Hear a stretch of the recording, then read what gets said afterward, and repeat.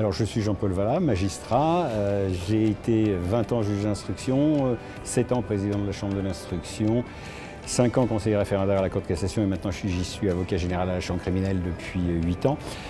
C'est dire que la procédure pénale est vraiment ma passion, ce qui explique un petit peu la raison pour laquelle on est ici.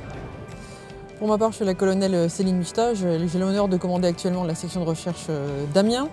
Je suis issue du recrutement universitaire de la gendarmerie nationale. J'ai servi en compagnie, en tant que compagnie à Épernay. J'ai aussi fait 2 passages en administration centrale à la direction générale de la gendarmerie nationale. Et comme vous l'avez entendu, une petite mobilité extérieure à la chambre criminelle de la Cour de cassation. Alors comme son nom l'indique, de l'enquête pénale.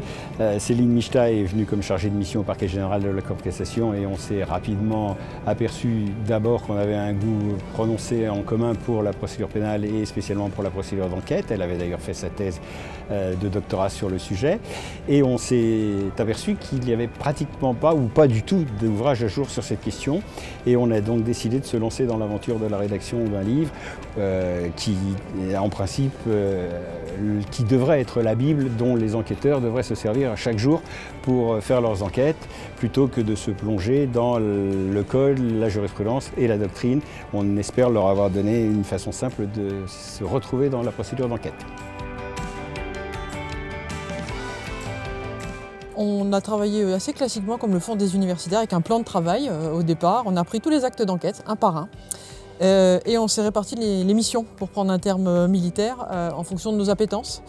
On a essayé aussi avec Jean-Paul quand même de faire une petite partie générale pour rappeler le socle de la procédure pénale. Alors ici, on ne va pas vous le détailler ici, mais par exemple la compétence de l'OPJ, c'est un socle fondamental à connaître pour tous. Donc voilà, il y a quelques chapitres au départ qui sont, enfin au début de l'ouvrage, qui sont assez généraux. Puis après, c'est vraiment du chirurgical, acte d'enquête par acte d'enquête pour permettre aux enquêteurs, aux magistrats et aussi aux universitaires de s'y retrouver plus facilement. Alors, pour le fait d'avoir été lauréat, le premier mot c'est la surprise et la joie évidemment et la fierté de voir notre travail reconnu, parce que c'est vrai que pendant 2 ans où on écrit ça, il y a des jours où on a des moments de doute en se disant est-ce que le livre va intéresser quelqu'un, et là c'est quand même la reconnaissance.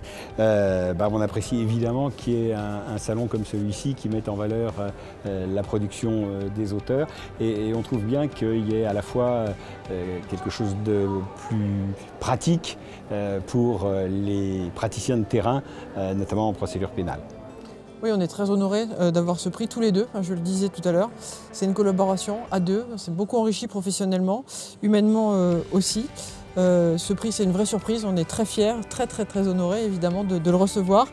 Et on est fiers aussi parce qu'il y a un prix à côté du livre juridique, j'ai envie de dire, classique, parce que notre ouvrage là, on l'a rédigé aussi parce qu'il y a des connaissances socles qui doivent être vraiment connues. C'est pas le but de l'ouvrage, mais ça fait partie de notre travail et les 2 sont complémentaires, c'est important d'avoir ces 2 prix à mon avis.